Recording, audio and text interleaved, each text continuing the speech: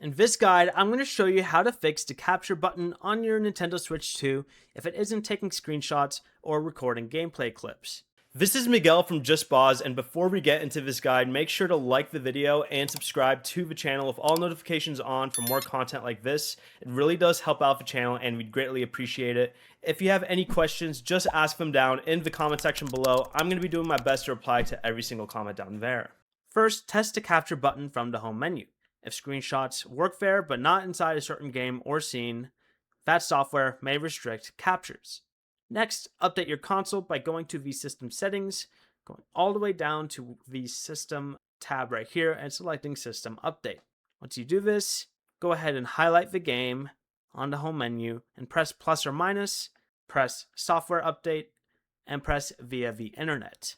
If you see a storage warning, you can go back to the system settings, go down to where it says data management, and scroll down a little bit and press manage screenshots and videos, and delete old captures or change the save location to a micro SD express card.